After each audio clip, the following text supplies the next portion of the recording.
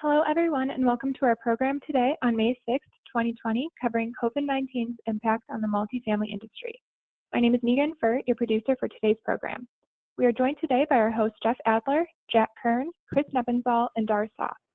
During today's broadcast, we will comment on the economic and real estate impacts of COVID-19. Our program will run about an hour, and we hope you can stay with us for the entire broadcast. We want this to be an interactive conversation, so please feel free to submit questions in the comment section on your screen, and we will try to respond to your messages while covering relevant topics. If we don't get to you, please contact us afterward for a more detailed answer.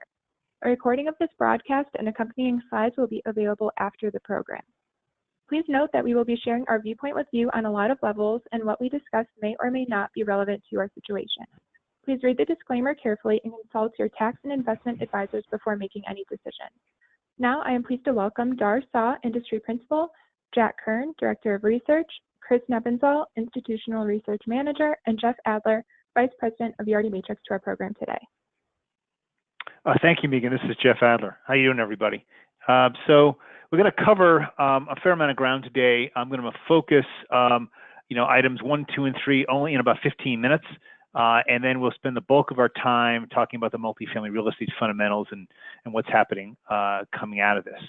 One of the habits we have here is to give you the answer first. So if you only have 5-10 minutes, this is the 5-10 minutes that matter, and then we'll basically tell you how we got here. And last time we told you that we were just entering this, and the next 4 to 8 weeks would be very, very bad, and a lot of that's true. Our view is the pain has just started from the economic standpoint. The downturn has been swift and deep. We've got 30 million jobless in 6 weeks. But also the fiscal and monetary response in the U.S. has been very swift too. So if you look at the financial markets, down 10-ish%, given everything that's happened, which is amazingly little. There's initial, I think, replacement of incomes lost at the bottom of the economic scale, but that does vary by geography. We'll go over that. The carnage in the energy sector is nasty, and it's just as bad as the travel and hospitality. It is really impossible to replace a $22 to $24 trillion economy. The stimulus effects are really kind of band-aids as a hope, as we are kind of beginning to open back up. The pain has just started in the numbers. The first quarter GDP was down 5, which is light. The second quarter will be ugly. And we're just beginning to see some of the ripple effects. The shape, now that we're kind of coming out of it in terms of the first wave, and the discussion has shifted to how we recover and how we kind of move forward. That is really dependent first on a medical solution fundamentally, but also secondarily on political will.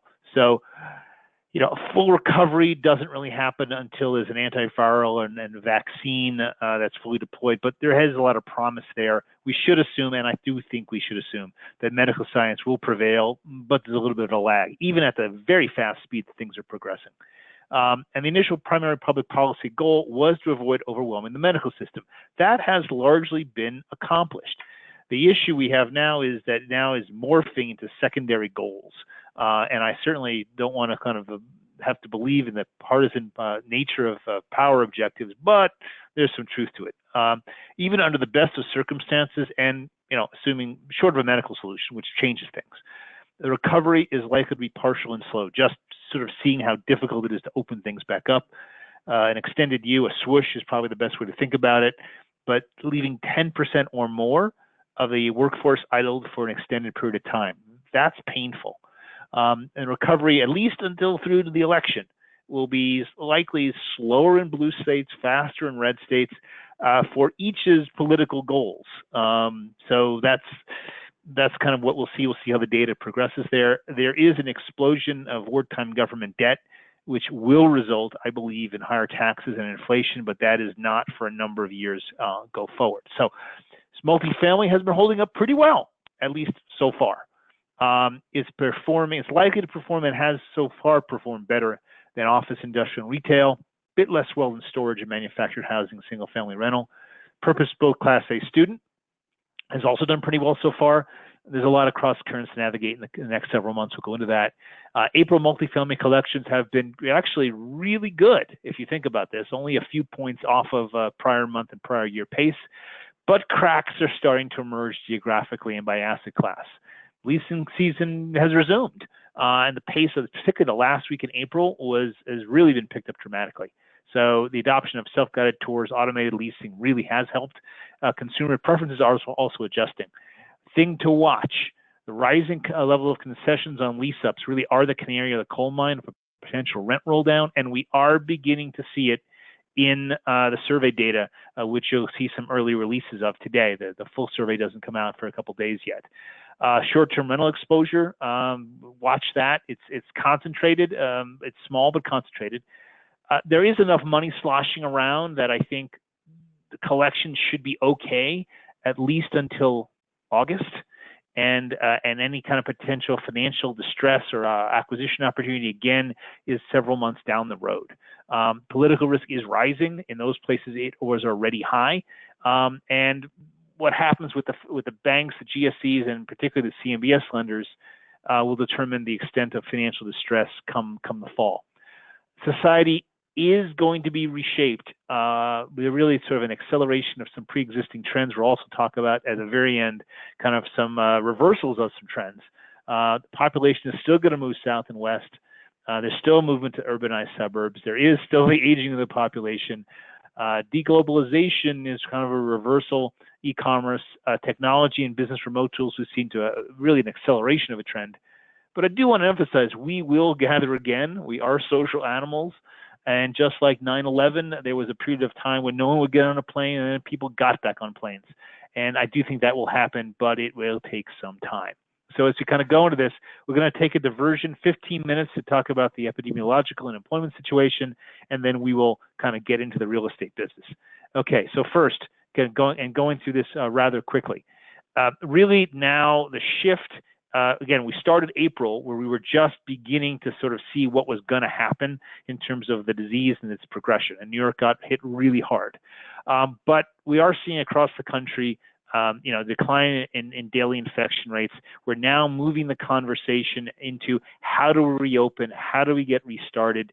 And I think that is really what's going to happen. As you see this without, again, a medical solution, we have to sort of restart things at a much lower capacity than where we started, into 25, 40, 50% of where things were in terms of industries that are affected by social gathering, first retail and food service restaurants. There is a lot of progress been made. We talked about this a month ago, but remdesivir is the first drug to be authorized by the FDA for use in recovering patients from COVID-19. It reduced the recovery rate 31% faster. That's pretty good. There's more going on. Also on the vaccine, there are now human trials. I think there's 3 human trials in the U.S. going on, small scale, but something's happening. There's a whole bunch of different vaccines in development, which means the more you have, the more likely you'll be able to get 1 or 2 or 3 that actually kind of work. So that is moving. Again, I've been on lots of different calls on the medical side of the world. Relative to the speed at which vaccines work, this is breakneck speed. Can antibody testing help? Yeah, but I think there's 24 different strains of COVID-19. So even if you have an antibody to one, it's not necessarily true you'll have an antibody to another. But it'll help somewhat. You can kind of see the infection rates in New York already have 21% of the population. I think in France, they identified a case back in December. The fact of the matter is there was infection going on much earlier than we had anticipated. Now, the real conversation is how we kind of come back from this, how things get unwound, and how the recovery kind of starts. I think by and large, we cut up with some dates about, well, what is the peak going to be in April? Was the peak going to be in May? Looks like it was more April with more economic pain, and now the unwinding is pretty much going to happen over the next couple months. We'll also look at what's happening in other countries and how they're handling kind of reopening and at what pace that occurs. So when we kind of shift now to sort of the financial markets, if you look at just sort of the stock market as a precursor to sort of conditions, it's much better than anyone would have anticipated. Now, it is a result of just unbelievable action, both fiscal and monetarily, to prop up the financial markets and the credit markets, but it has by and large worked. There's not going to be much movement in the next 10 to 20 days, really until some data on the second wave does or does not happen. And so you expect over the next month to be a fair amount of volatility, but not a lot of deep movement.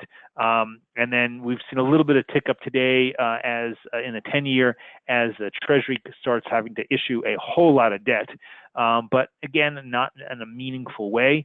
And again, I'd say the financial markets have held up enormously well compared to the rest of the sort of real economy. When you look at the weekly economic index, this is a really good kind of measure of where the economy is actually going, and it's kind of flashing a -12, which kind of sounds about right on a 4-quarter basis. That's not a crazy number. It seems to me like that's about right, a very well respected metric. And again, GDP for down 5 for the first quarter is just the inkling. Oil supply did not react as quickly as demand, and so that has just crashed. We're now back up to around 20-ish%. If you look at the Apple Mobility Index, it kind of hooked up late April. It's maybe third week in April. And so while there's a tremendous problem with oil oversupply and the storage of it, we should start seeing $20 to $30 a barrel oil, which is still a heck of a lower than it was, and there's a tremendous amount of pain in the oil patch. You can see this by the rig count just kind of crashing in half. And then obviously the pricing went, we had this anomaly where it went negative, but the fact of the matter is $20 to $30 buck a barrel oil is going to put tremendous pressure on most producers as well as the domestic industry here in the United States. What's happened domestically, and this is something I hadn't quite picked up when we did our last webinar. The CARES Act had a 120-day moratorium on eviction, late fees, and other penalties for all GSE and HUD mortgages, not just those that were impacted that were requesting deferments. And that's a March 27 and forward kind of restriction. Also, if Freddie and Fannie are allowing deferments, there's not been a lot of deferment activity, except you see little inklings of it on the small balance loan program for smaller properties under 50 or 100 units.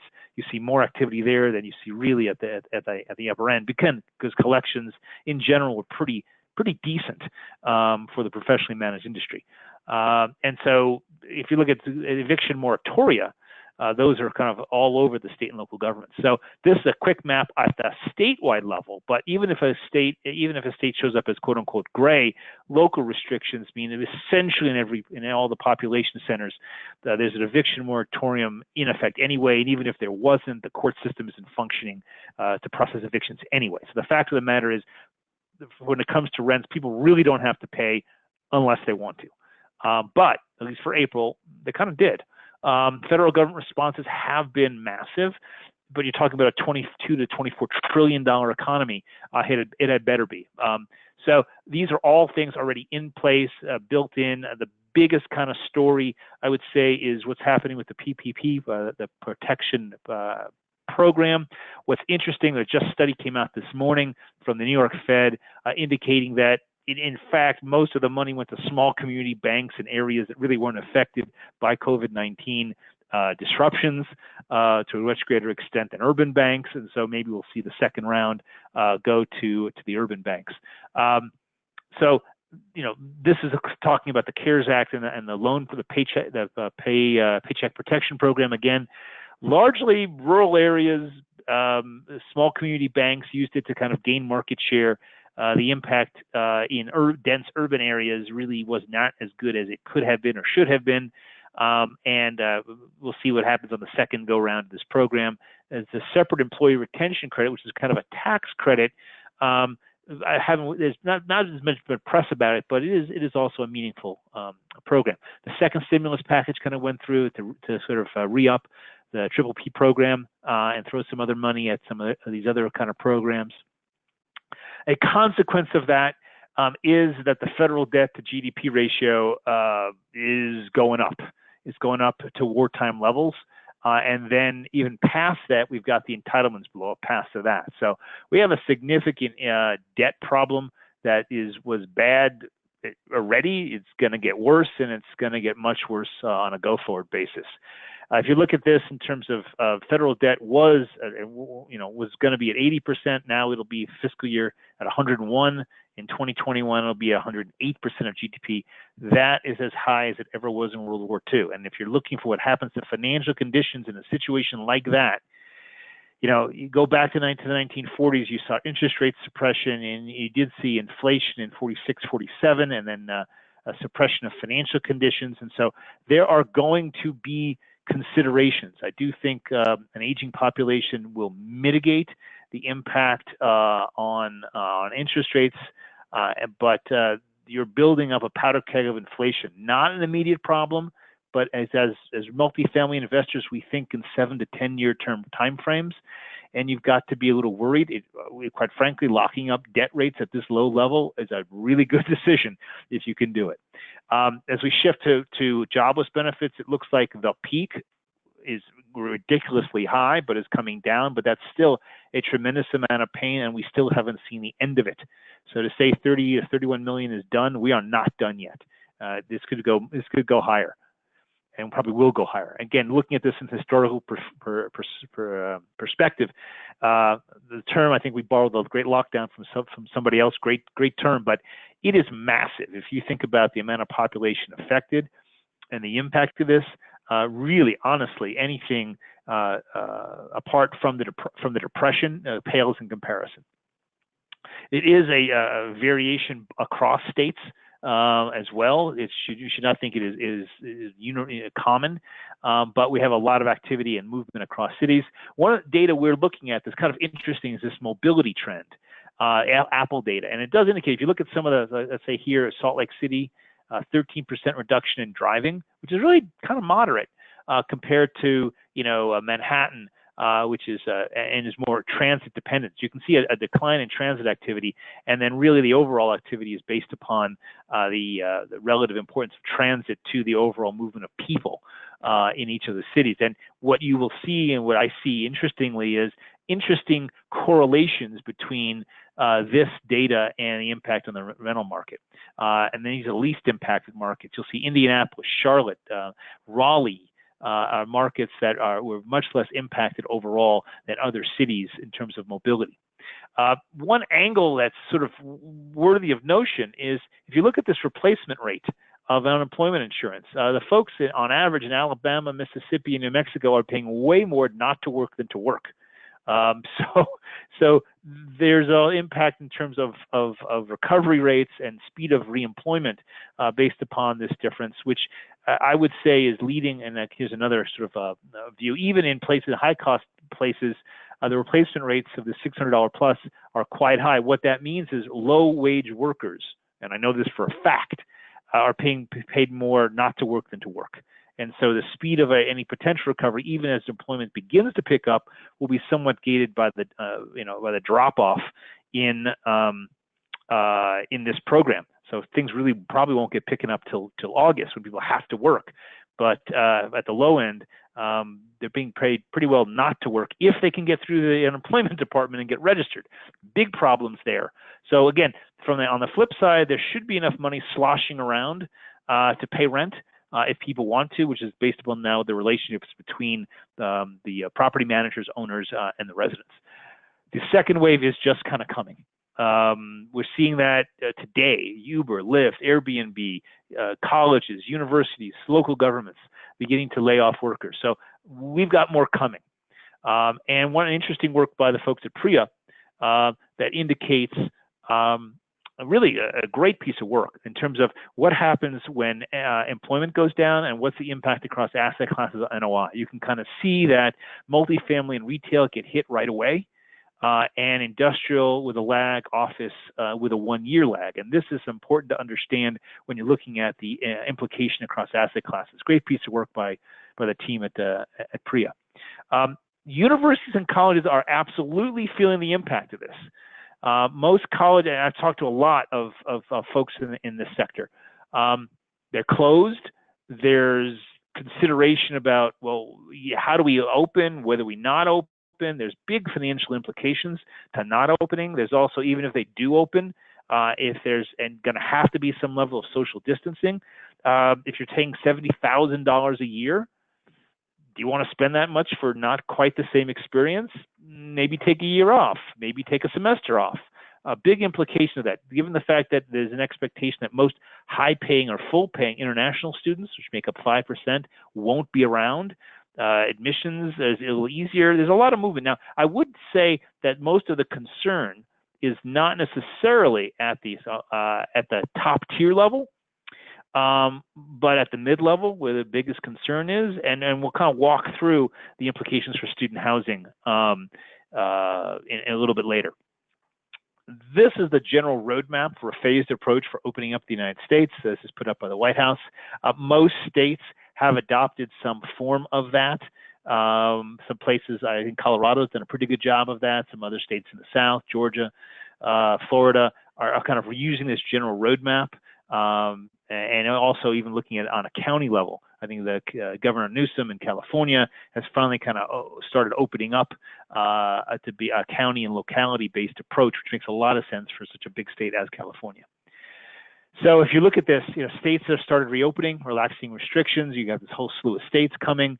States, that have not set a date. I think we did this before California kind of started to loosen up, and states that are sort of planning to open up sometime in May. So the country will go now through a gradual, over the course of the month of May, reopening process in fits and starts, in a kind of partial way forward. I can tell you it is not an easy thing to figure out how to open up an office. We've been trying to do our own planning, and as many of you are trying to do this right now, it's quite a bit of brain damage to kind of reopen again.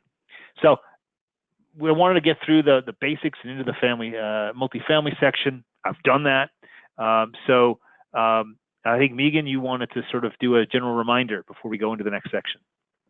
Yeah, I just want to thank everyone again for joining, give you a chance to catch your breath, Jeff. A couple logistical items. Just remember, you can submit your questions in the comment box, and we will do our best to get to them as we cover relevant topics. And then also we will be sending out a copy of these slides and recordings.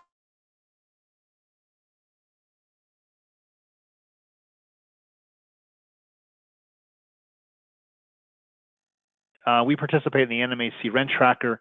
As of April 26, 91.5% of folks had either paid completely or partially. That actually number drifted up by the end of the month.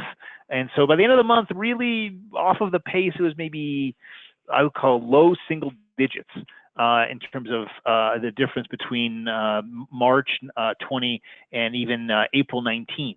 So all in all, a pretty good performance for the multifamily industry at an overall level. Now, as we kind of peel that back, and then these observations are based upon public statements, conversations I've had with folks, a whole range of issues, not necessarily and not, quite frankly, clearly with reference to data that I've seen on collections inside of the Yardi stack. I want to make that clear to Yardi customers. Overall collections, again, if you move this 92, or even go to a 96 level overall at the end of the month, B plus and A's did higher, did quite well.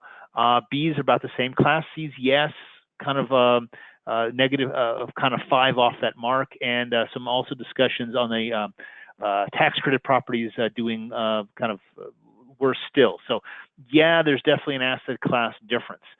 Small floor plans in Class A major cities are struggling, as younger people who don't really have big ties to a city are basically bailing or moving in, because the 2-2s are actually kind of becoming less available than the small studios and the ones which were the main driver of a lot of rent growth among new Class A assets.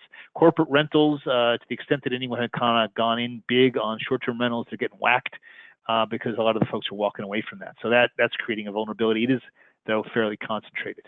Deferrals and payment plans we do see increasing. Not huge yet, okay, is what I would say. And I do think the cash will be there eventually to pay it. But the emerging, whatever, people put their toe in the water of emerging rentals, as long as they didn't do too much of it, they should be kind of okay. When you look at the geographic component, and we'd put out some data in, I think, the first or second week of April, looking at the areas that we thought would be most at risk based upon their provision on leisure hospitality, mining, and rental and wholesale trade, retail and wholesale trade.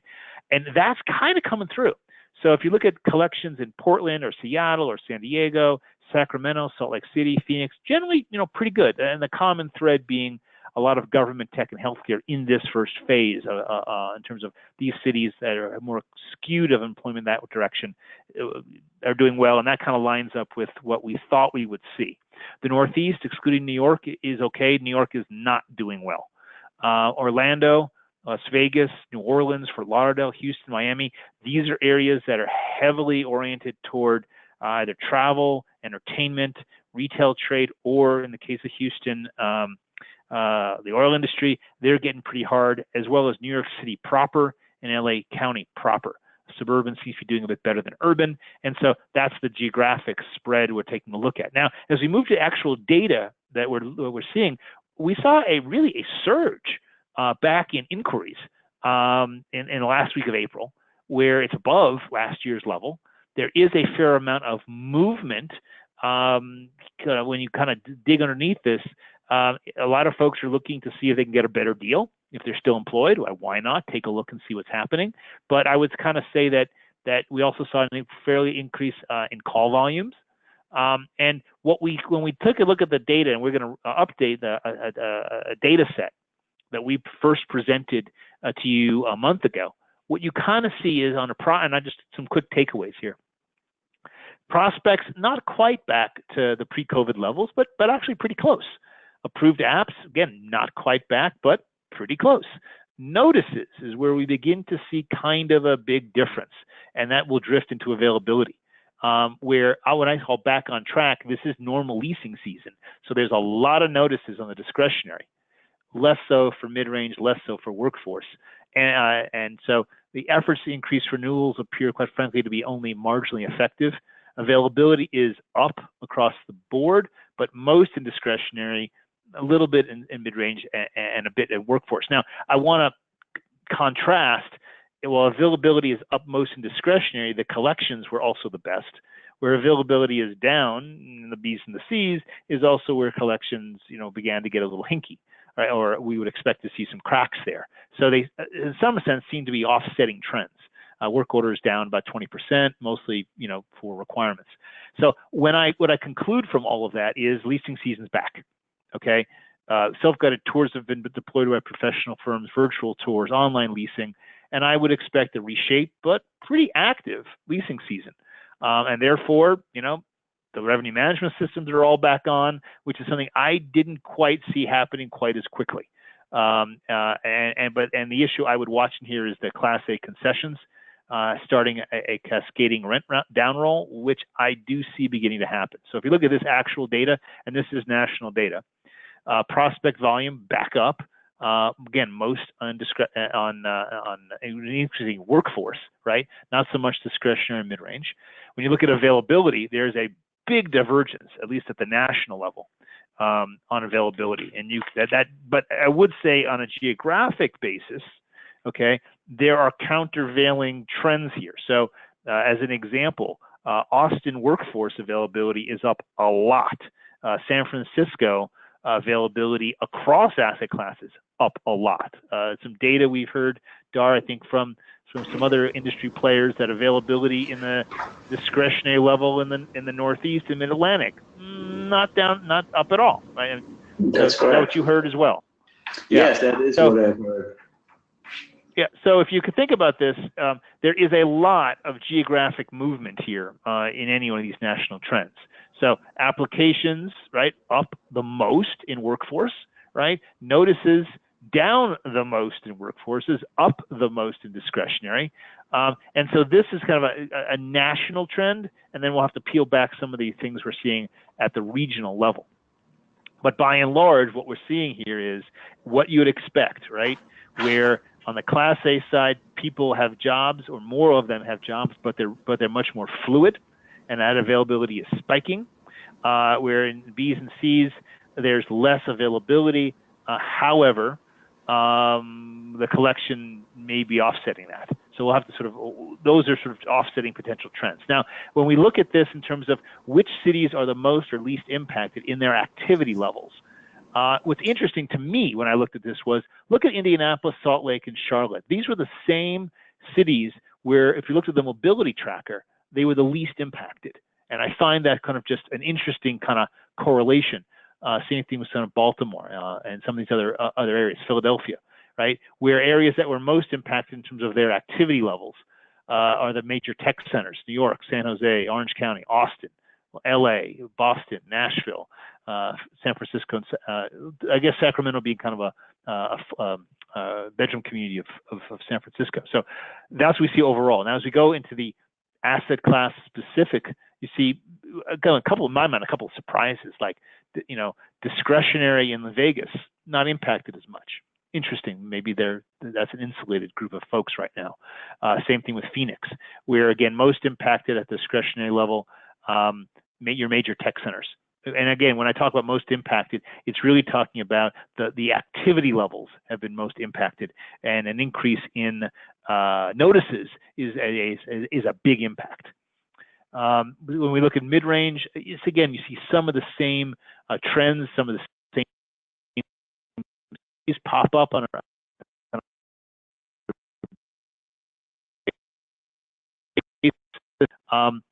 so tell you that Austin, San Jose, areas that even workforce housing in tech centers are also being impacted.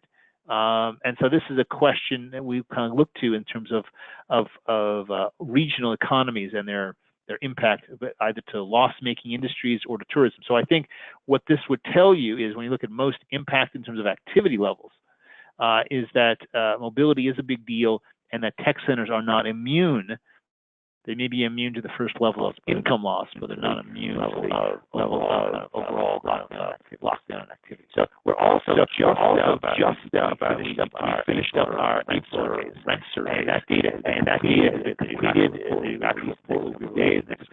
But just to give you guys a little bit of insight into what we saw here on the top 40 rented by necessity to go down by less than lifestyle. We would expect pricing to sort of emerge most quickly. Class A assets, vehicles price sensitive. And over that, we declined significant declines from the primary market. Month by month, did show the same pattern geographically.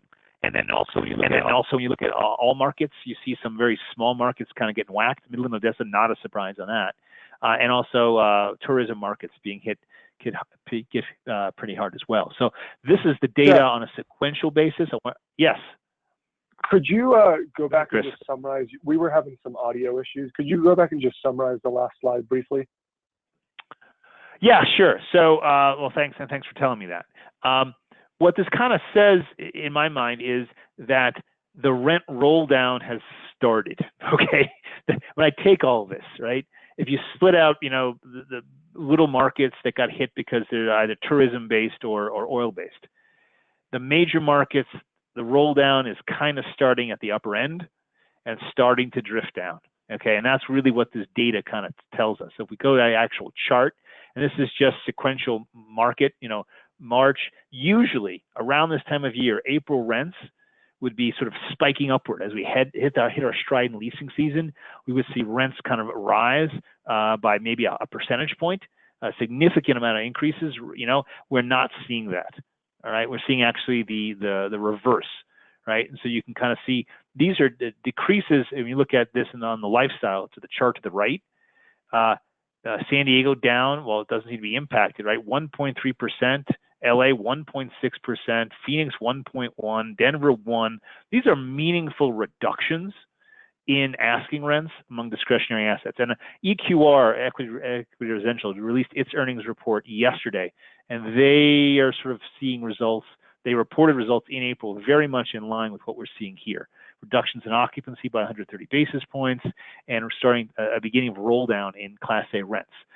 Again, the rent by necessity, RBN, are not immune in the areas that are most hit, and much more significant than the overall national level. You can see was -4, -0.7 in lifestyle, -0.3 in rent by necessity. But these regional impacts are meaningful. And so now overall, you're back down to the rent level in February, where a normal year you'd see it kind of move forward and advance. So there's definitely the beginning of a rent roll down happening. So we have changed our forecasts and updated these to be, based upon what we know. We will tend to update these more frequently based upon changing economic circumstances. But you can see where markets that were going to do well, not so much. We're going to go through a rough spot. It's not to say that there's going to be no rent growth. Are that even places like Indianapolis may even walk out of this relatively unscathed. So there are markets that we think will see some rent growth. Seattle down quite a bit, but still seeing something. But we also see rent roll downs and asking rents. We also have updated our supply forecast, and that's come down significantly. Not so much in the under construction, which I think those things will get built, maybe with a little kind of month lag, but not much, because construction projects are proceeding. They'll kind of be delivering into a bit of a tough market, but we do see just significant drop off, and I'll go to the next in kind of our methodology over the out years. So on the right, we kind of lay out what our forecasts are, and we basically took attrition rates, increase them a meaningful, and also move the pace of progress through phases, slowing those phases and the speed of them down. Despite that, there are going to be a fair number of places that will continue to have meaningful supply additions.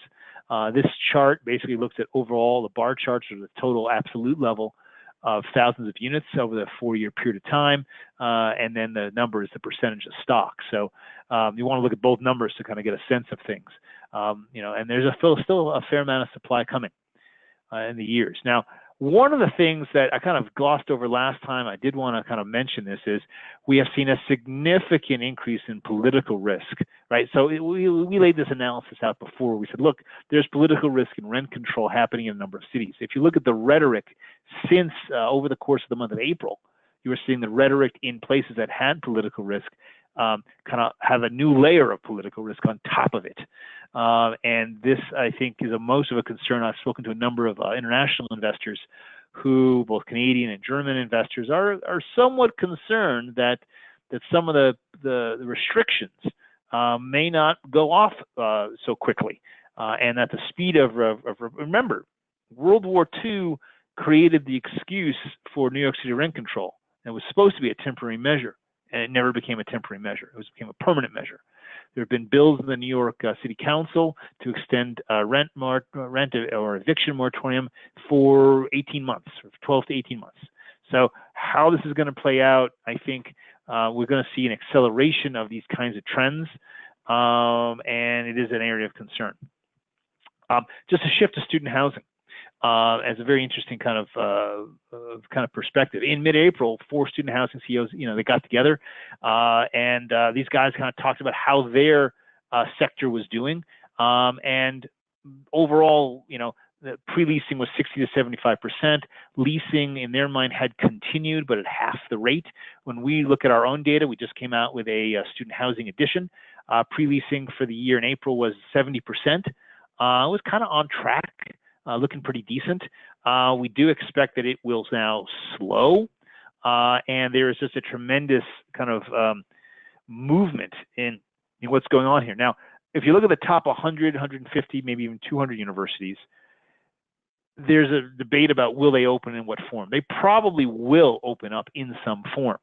But now the question will be, well, if you're a freshman, do you want to go this year? If you're returning, do you want to take a year off?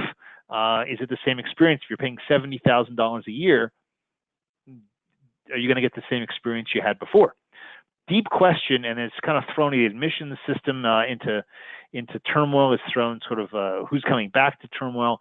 There may be a silver lining in this for the student housing industry, because if you look at the dorm product, it doesn't work with social distancing at all.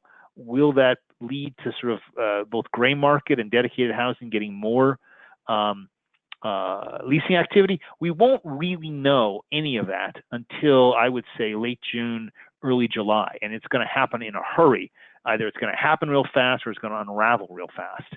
I think the private operators of dedicated Class A student are optimistic, given the sort of wealth of their guarantors, and they did pretty well on that, and there's some hope that will kind of ride its way through.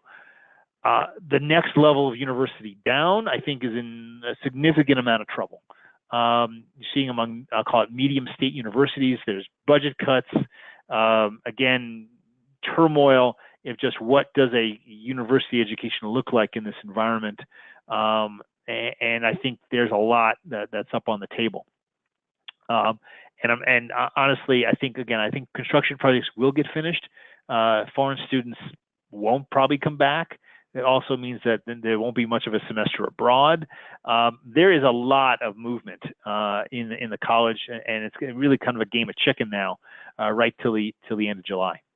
As we shift to debt market conditions, and speaking to a lot of folks at Fannie and Freddie, at the loan originators, the main kind of thing to note is while CMBS is starting to get a little worse, Fannie and Freddie loans are really in pretty good shape. The market is open. Rates are pretty decent. That sort of funded reserve of 9 to 12 months is kind of making, because it's all equity, is making deals, even if they were going to pencil less. So it's definitely an effective way of shrinking volume coming into the agencies. But they're open if you can pass the hurdle of the extra funded reserve. So what I'm hearing from a lot of folks is transaction volume has cratered. The deals are getting closed that were in the pipeline. There is some retrading of pricing attempted. But I think the pipeline of new deals is pretty much kind of shut until we kind of see some kind of movement. Now, I would say among institutional investors, they've kind of closed down. As we kind of said before, the family offices, the smaller player, the distressed players, they're energized. But nothing really has kind of shaped up to make it happen. Deals are getting done. And there's been, I spoke to a number of folks there's virtual inspections, there's title gap insurance, there's things that are getting, in terms of deals actually being executed on the debt side. Underwriting, the Freddie and Fannie are looking at the same cities and areas that we are seeing that one's at risk. They're doing special reviews, and student housing debt is open, but with tighter conditions. So all in all, I'd say the agencies are fulfilling their mission of providing liquidity to the multifamily asset class. That is much, much better than the other asset classes. When it comes to construction financing, construction lenders are meeting their commitments that they made, but new commitments have all been kind of put on hold. So when you kind of peel that around and say, well, what kind of distress is one likely to see in all of this? There's some trends emerging. Lease-ups in hard-hit metros based upon the financial stability of the sponsor. There's definitely something happening there. Class A with a lot of corporate housing. Not a lot, but there's some. Class C in hard-hit metros. You're going to see cracks there, and select student housing lease-ups. Quite frankly, the student housing sector leases up every year. So there it's going to be the sponsor, if it's brand new and into the market, is it undifferentiated in some way? Again, there's going to be pockets of potential distress. And as we look at this, we can look at our own data and say, look at the construction loans that are coming, the construction properties that are 50% or less pre-leased. Those are vulnerable, and they are widely distributed. You look at potential distress in student housing, loans that are coming due in the next 6 months. They're likely to see some of that. Construction loans in general that are maturing over the next 6 months. We're going to see some of that as well. Class C workforce housing with CMBS loans that are maturing in the next 6 months. Again, I kind of think more the issue is not right now, but over the next 6 months when the stimulus kind of fades, when things start opening, and then the cracks kind of start kind of emerging in a deeper way. That's what we're kind of seeing from an investment standpoint. There is a whole section on operational response.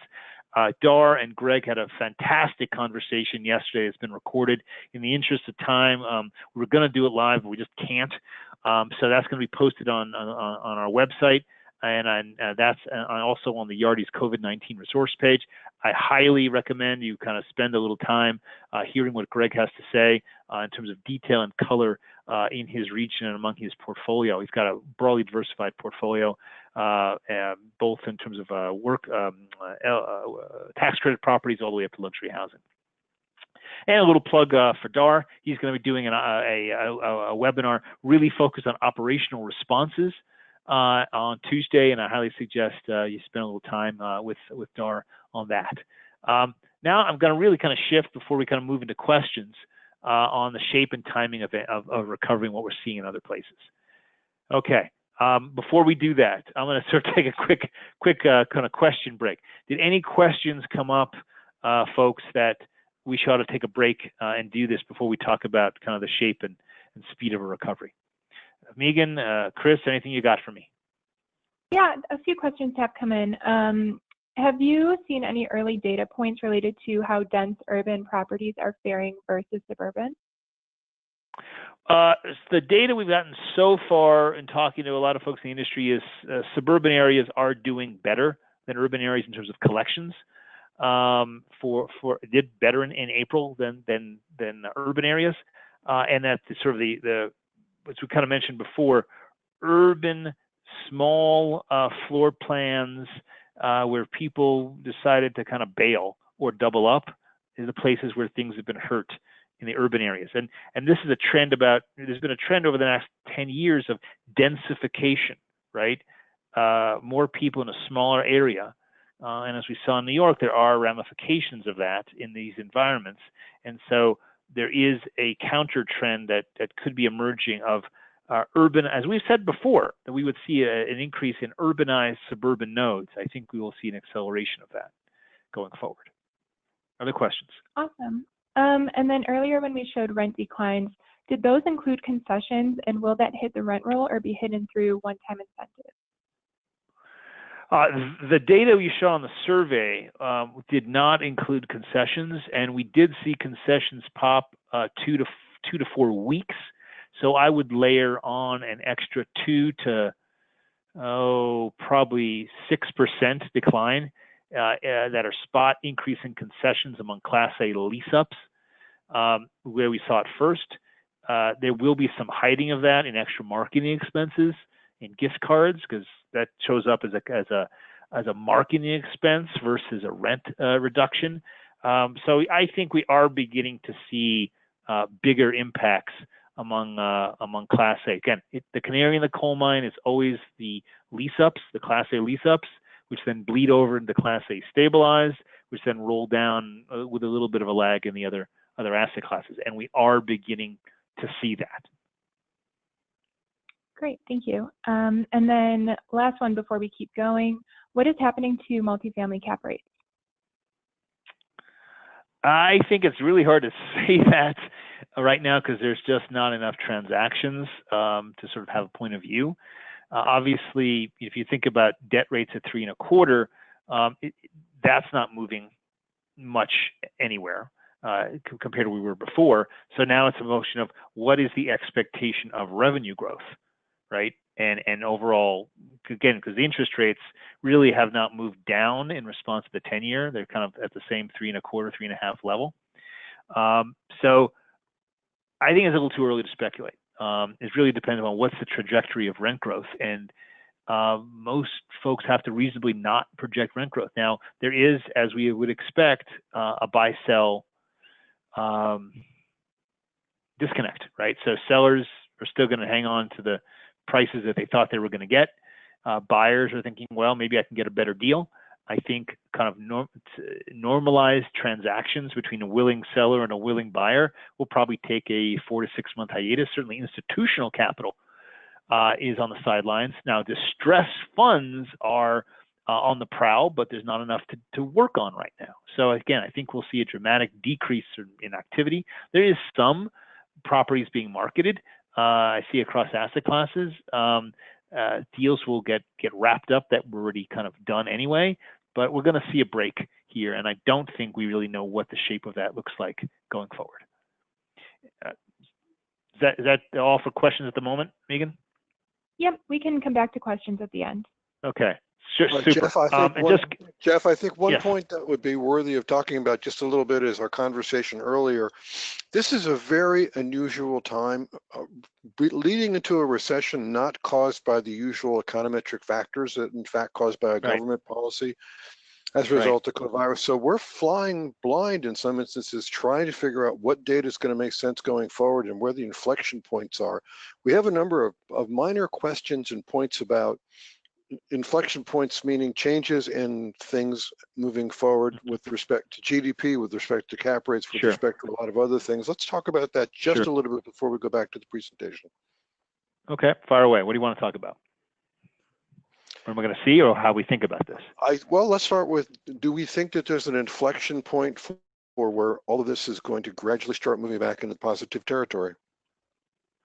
Well, I think this is like 9/11 on steroids, okay?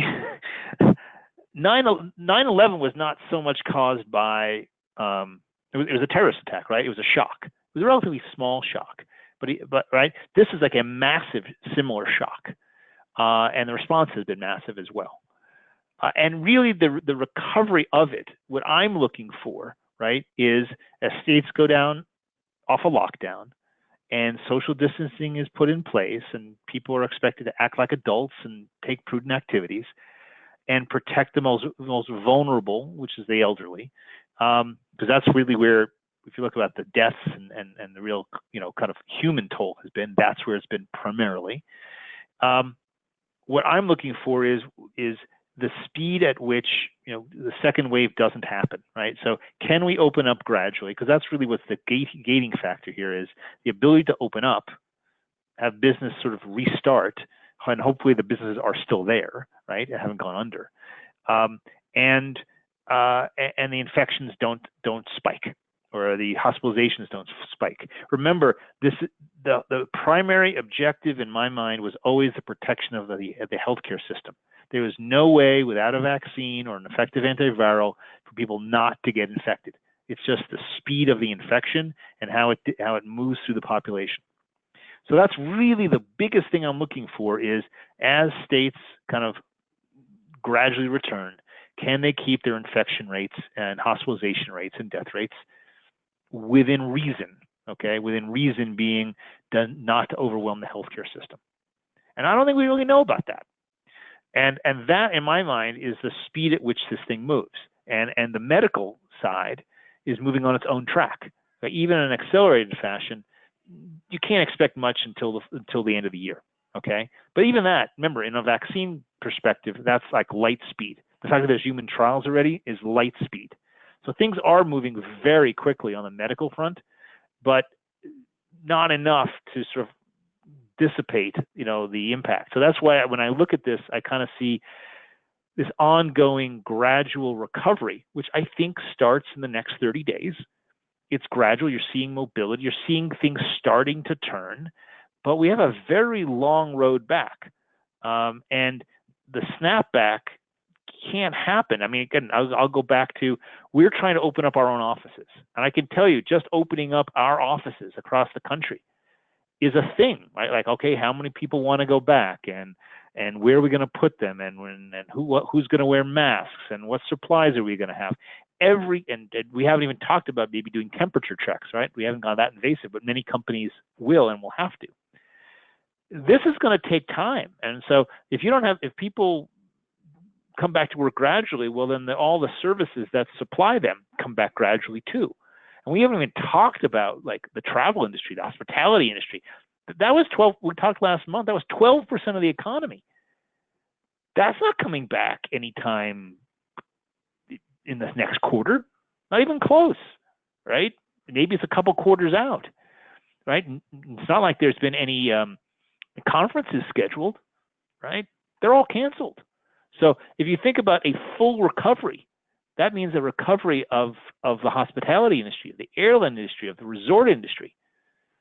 That's a little far off. I think, that's what I'm talking about when you talk about the industry pain. We'll see a movement back off of the extreme lows, but now with unemployment insurance being what it is, there's some friction to people taking jobs right away, right? So again, you're looking at friction in terms of a recovery.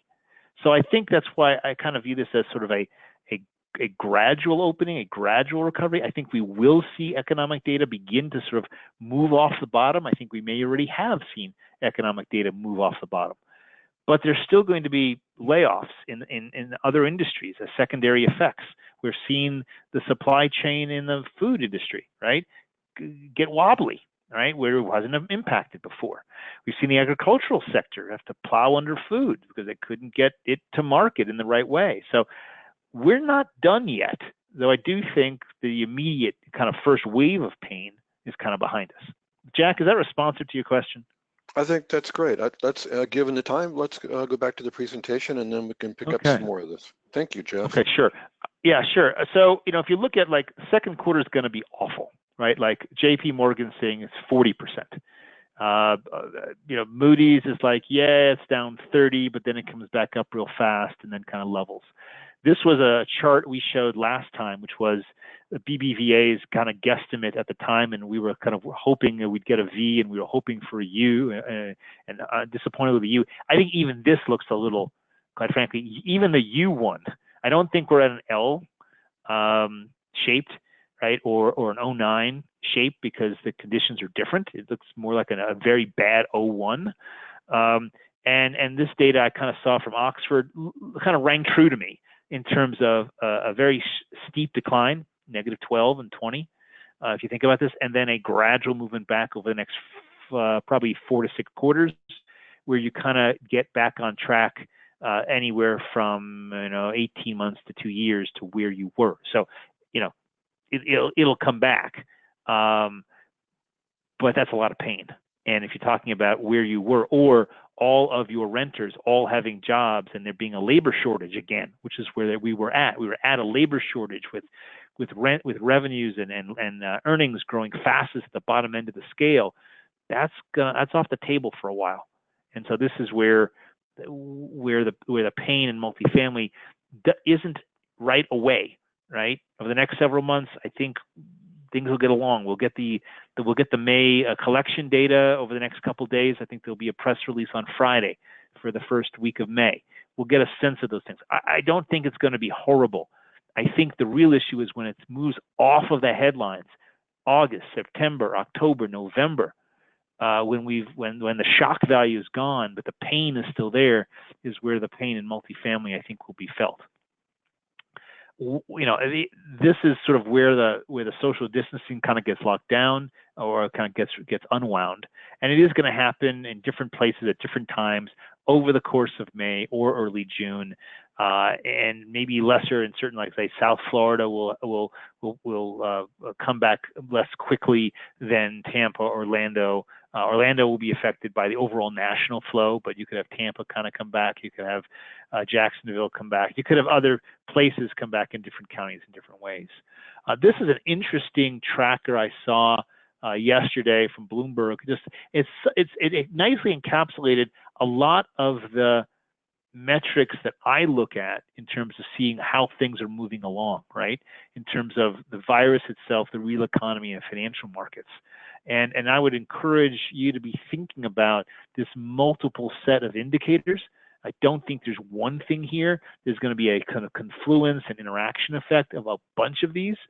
And you can kind of see that as things kind of come back. I think public transit ridership is going to be hurt for a long time, particularly the subways, just because of the density and the desire of folks and the movement of people being not so excited to be quite so dense.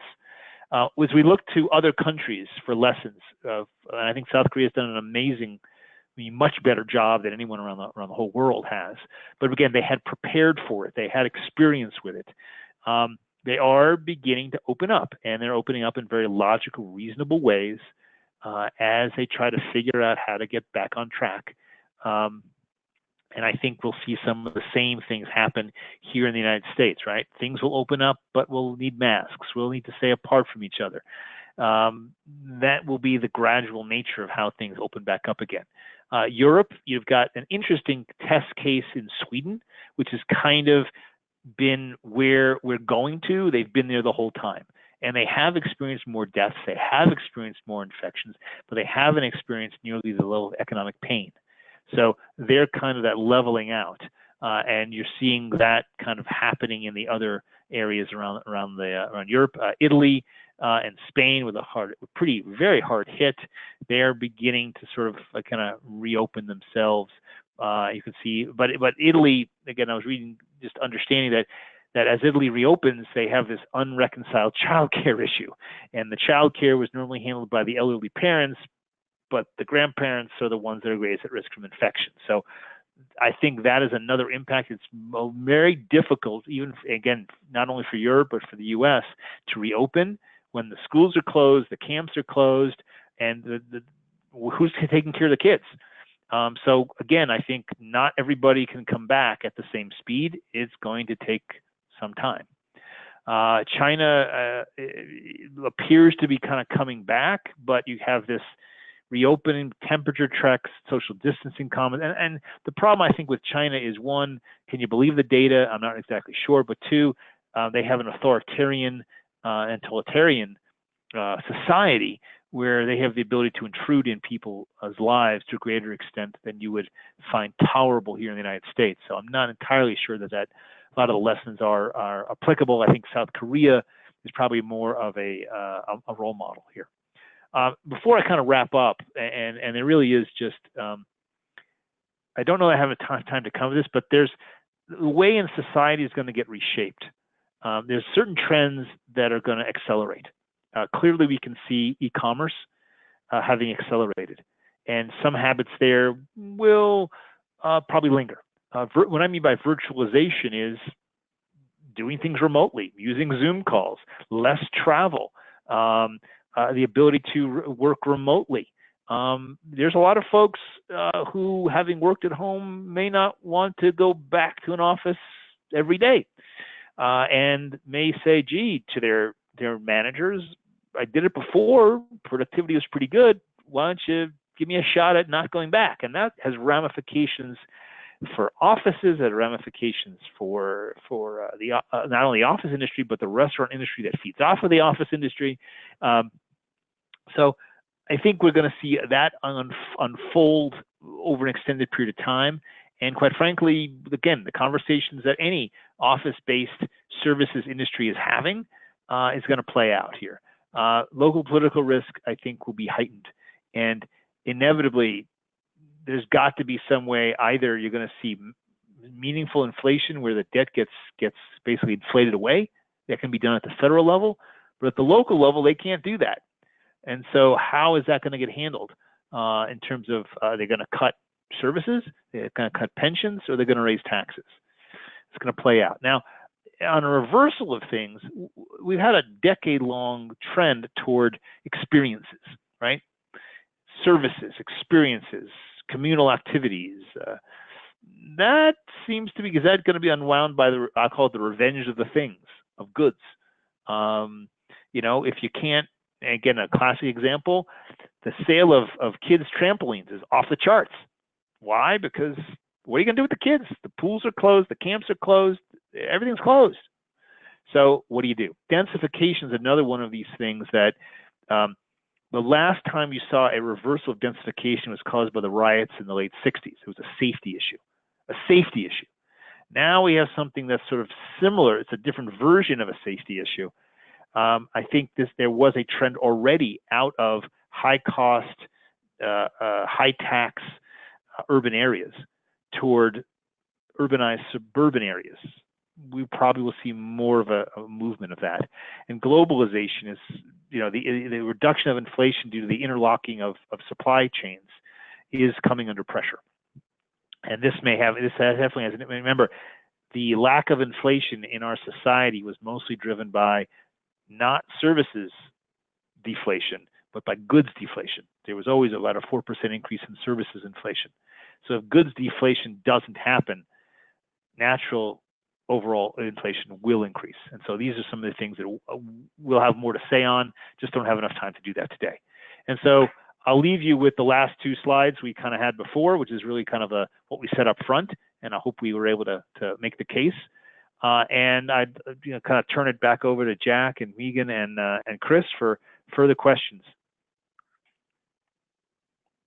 Sure, thanks, Jeff. Do you have any indication of where new residents are coming from, as well as where residents that are not renewing are going? For example, are they upsizing, downsizing, doubling up, relocating?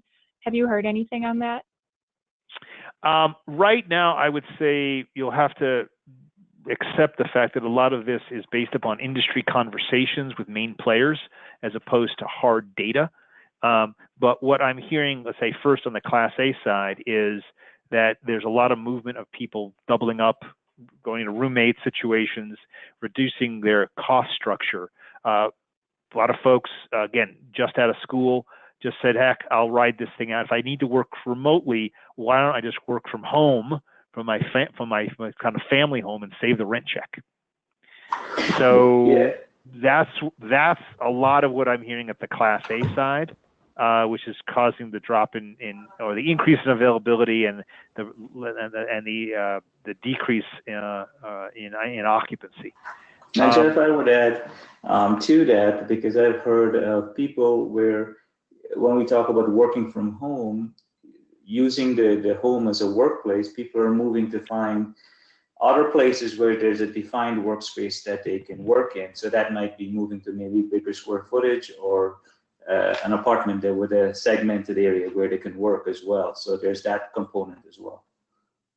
Yeah, and again, from anecdotal evidence, there's a lot of bargain hunters out there as well, saying, you know what, like let's see what I can get, And again, it depends upon how rooted you are, and that is driving some of what we're seeing. But I could say it's pretty early on to kind of know exactly where that is happening. But this looks surprisingly like what you see in front of I'll call it quote unquote normal recession, right? The same dynamic, the same activity levels, the same cracks in property performance. This has just happened so much faster than any other normal kind of economic cycle. It's happened like literally, 30 to 45 days. And normally these things takes months to play out. So everything's happened really fast here. Great. What are your thoughts on market rent growth in smaller metros, less than 500,000 residents, that don't have the big climbs or big dips? It is really dependent on the industry, right? What's the makeup of employment in these in a smaller market? So Midland, Odessa, well, that's getting hit hard because it's oil dependent. Or if it's a industry that's highly tourist dependent. Or now on the other hand, if it's a market where the economic base is in manufacturing or agricultural processing, probably quite a bit less so. So I think, just as the analysis we put out in the week, it's really about the composition of employment as opposed to the size of the market here that's really playing this out, because the impact has been so different based upon industry. Great, thank you. Next question, what can cause the Fed not to be able to print money anymore other than inflation, and what happens to multifamily in that case? Well, what's interesting, right, to those of you who've been around multifamily a long time, is multifamily also happens to be a pretty darn good inflation hedge. I think the Fed is printing, if you say the dramatic decrease in liquidity that occurred and a reduction in aggregate demand, the Fed has acted swiftly to sort of prop that up, and they will continue to do so. They're now having to float a lot of long-term debt. And so the question is, does that debt get monetized, right, into inflation, into money supply? Well, right now there's really not a conflict because there was a rapid decrease in the money supply, and the Fed kind of pushed in to increase the money supply, increase liquidity, and basically provide liquidity across the entire sector. So it's when, that's what I'm saying. Inflation is not something you need to worry about short term. There's not an aggregate demand to worry about it. Come 3 to 5 years from now, yeah, you're going to have a monetary overhang, as Milton Friedman said. inflation is everywhere and always a monetary phenomena, but there has to be a demand for goods that express that monetary phenomena. So I think we have a danger now. If you're in multifamily, what's great about, I won't say great about inflation, but it's an inflation hedge. Your debt is nominally priced, and if you've done it long term, then will depreciate. Your debt will depreciate if inflation picks up. A lot of money was made in the 70s in multifamily that way, and your rents tend to go with inflation. So multifamily is naturally an inflation hedge, naturally, just by the structure of how it's financed and the short-term level of its rents. Any industry that has very long-term rents could see themselves kind of hurt in a rapid inflation because their rents can't respond to changes in inflation. I hope that answers your question. Yeah, thank you. Given high unemployment, will this drive down the cost of new construction?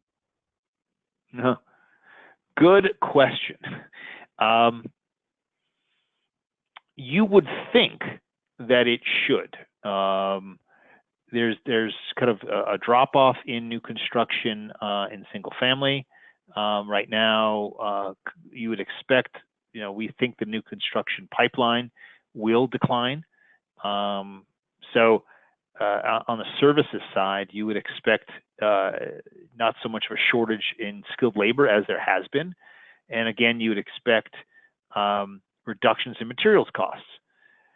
The countervailing argument would be that your supply chain on manufactured goods from China won't be as cheap or won't be as available. And also, will the labor force to cut the lumber be there or to manufacture the other piece? So I think generally speaking, we should see a reduction in inflation related to building materials. I don't think we've seen it yet because the pace of construction continues at about the same pace. Probably just the pressure on employees. There's not as many alternatives for them to leave in other areas. So I think we should, but it'll take some time for that to develop. Okay, great. Are there, aside from dedicated student housing, are there multifamily markets that you think could be impacted by the issues in higher education? So for example, maybe where professors or staff live or grad students? Yeah, yes. I think that's likely. If you think about around a university, you have both dedicated student housing, which is purpose-built. You also have a fair amount of gray market stock for the students and the staff. And the places that are going to be the most hit would be smaller markets where the college is the economy of that town. Less impacted will be where the university is embedded in a larger metropolitan, area or a city. But I think you are likely to see meaningful impacts of that. And we do track gray market properties as well as dedicated student properties in college towns. But yeah, I think we will see an impact of that. And I don't know, it's kind of a question among the largest universities, the kind of, the R1, R2 institutions, and then the conference schools. They are strong enough that the university, will probably pare back, but will be in business. And then probably the deepest danger is the second-tier liberal arts schools who, are going to be deeply wounded by this shakeout. Thank you. And then last question, when do you anticipate inflation to pick up? Not for a while. I'm thinking 3, 4, 5 years. I just don't see inflation happening in a meaningful way. Probably the bigger problem over the next year to two will be deflation, more than inflation. You have a collapse in oil prices, which will come back to the 30s.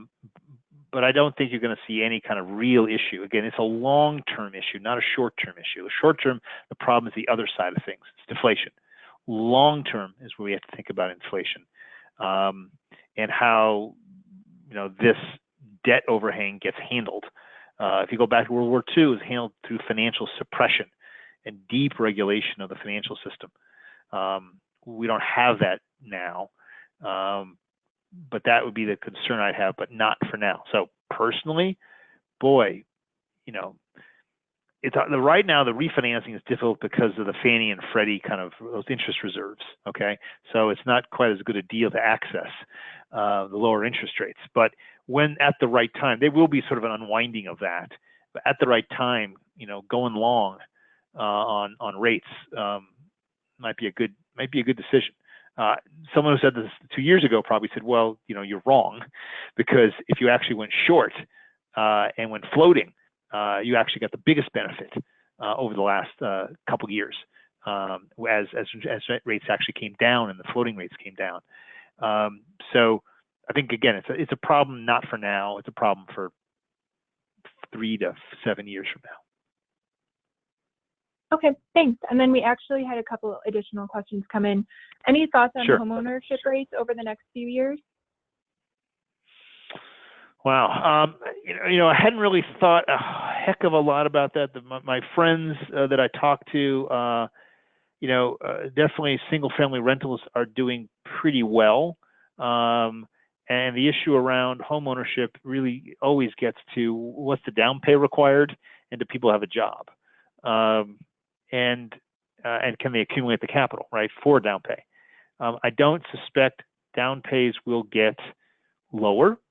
Okay, there's going to be, deferments, deferrals, forbearances, which is going to keep, new issuance of credit reasonably tight. It's not like there's such an abundance of supply as there was the last go-round in single-family homes. If you even look at prices, right? Well, even in the short term, right? While demand has dropped, a lot of supply has gone off the market too.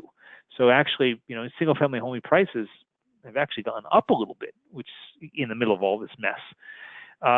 So I suspect we'll get back to the trend. What we expected to see coming out before this is that a slightly increasing trend in single-family home ownership.